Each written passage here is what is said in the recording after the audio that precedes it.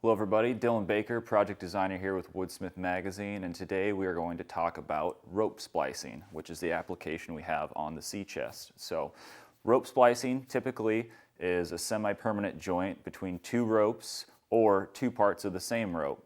Splicing can be used for a number of applications. Typically with ropes, they're used to form a loop or an eye, as opposed to a knot, which can reduce the strength of the rope by 20 to 40%. Splicing rope together can actually retain the rope's full strength. So we're going to talk a little bit about the becket and the process involved in splicing the rope to create our becket. There's a few components that you need to get started to do the splicing. The first is decide what rope you want to use, or what type of rope, for that matter, you want to use for your ring. What I have here is a polyethylene synthetic rope. A traditional rope would work just fine. The reasoning for doing this is we are at some point going to heat the ends in order to fuse our rope after we've woven it together. Another item I have here is just some 1/8 inch static paracord or climbing rope. This will be used later in the application after we've spliced our rope together. This isn't really providing a whole lot of strength, it's more of an aesthetic choice here. However, it is helping cover up the joint where the two pieces of rope meet. Any number of materials can be used. We just happen to use blue to kind of tie in with the color of the sea chest. A couple other items you see is a lighter and a razor blade. It doesn't have to be a single razor blade like this. You can use a utility knife. If you have a rope cutter handy, those work even better. Either way, you're going to need something to cut your rope to length. So let's get started. So the rope that we used or chose is a triple threaded or triple twisted rope. What we're going to want to do is go ahead and untwist these so that they're individual strands. And since there are three, one will inevitably get left out.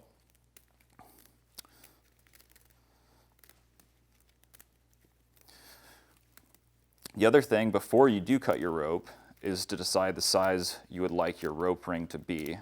And for this specific project, our diameter is about 6 inches, which ends up equating the radius is about 18 7/8 inch long. It doesn't have to be specific because again, once you figure out the full length of your rope, you have 3 different strands that are all going to end up being the same length, so you don't have to make multiple cuts to get matching pieces or lengths. We want to go ahead and multiply that by 3, and the reason for that is we're going to loop this around 3 times to recreate the thickness of the pre-existing rope.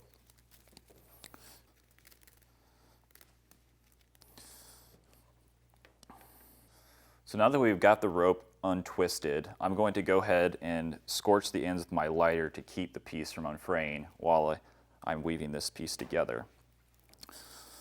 So I'm just got a traditional Bic lighter here. Don't need to go crazy because we'll inevitably end up doing this again once we've got the final piece woven.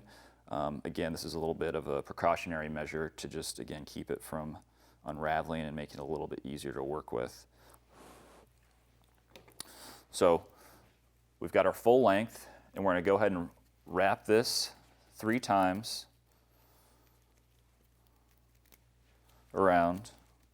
And what you want to do is you want to get your ends to be as close as possible.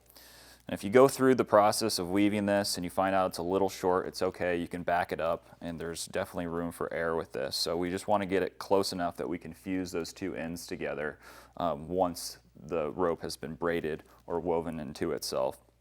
So we've got the pieces here, and now I'm going to start by weaving one end by itself and weaving it kind of back into that pre-twisted pattern. It's going to go ahead and follow the pre-existing contour from when the rope was initially woven, and you're just going to continue to follow it around and keep wrapping it until it's made its way around 3 times, creating that desired diameter that we want. So we've made it 1 time around. We're going to go ahead and go around 1 more time. And you'll notice as you're weaving that it does start to kind of reseat into itself.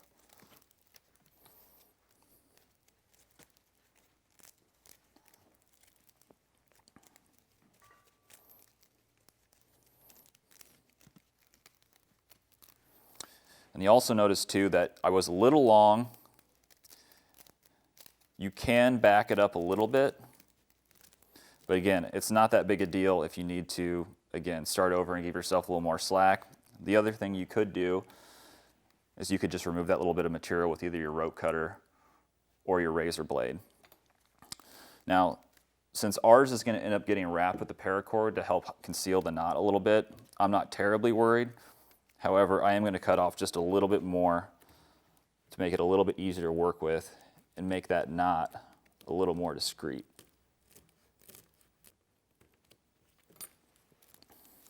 All right, I'm actually pretty happy with that. As you can see, the two pieces marry up nice to one another.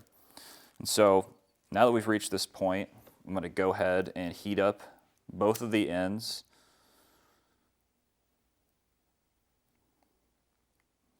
Obviously, be careful not to burn yourself. That is always a possibility.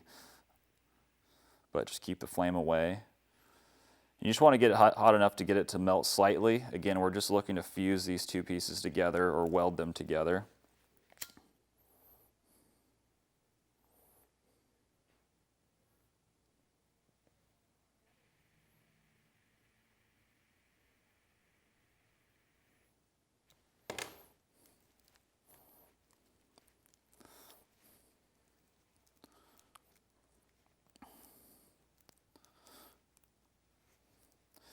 All you have to do is really hold it there for maybe 5 to 10 seconds, a little bit longer if you want to be overly cautious. Again, it is going to end up getting concealed at the end.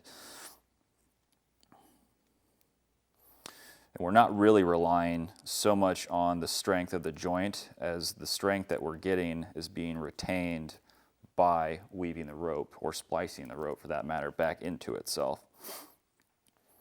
Now, it was worth mentioning, we were able to do this for the demo out on the table. Of course, when you do it at home for the sea chest, you'll have to do it on the cleat that holds the rope becket. It brings a little bit more of a challenge to it, but it's the same application. You know, you're weaving the strand through the cleat, and you're just repeating that process. Again, the only thing that's really different is that you've got a little less room to work with. However, it's not terribly complicated. So there's that. And then for a little bit of decoration, we're going to add a little bit of this 1/8 inch paracord.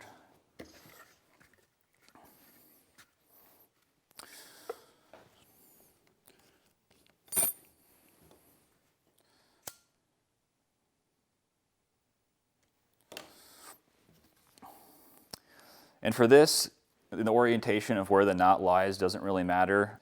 It's also up to you how much length of the paracord or substitute some other material that you want to use. You can see on ours that we just went about halfway around the circumference of the rope. However, you can do less, you can do none at all.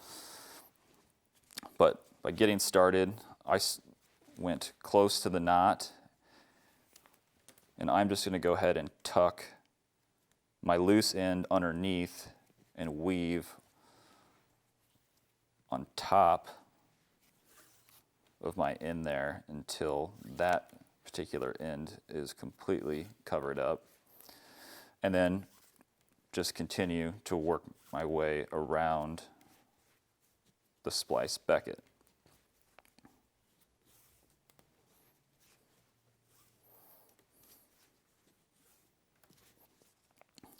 This may take a little tinkering since there is a little bit of a protrusion from the knot. If you don't get, again, an exactly flush connection between those two mating joints, you may have to work the twine back, or excuse me, the paracord for that matter, back just to get the level of concealment that you would like, and so on.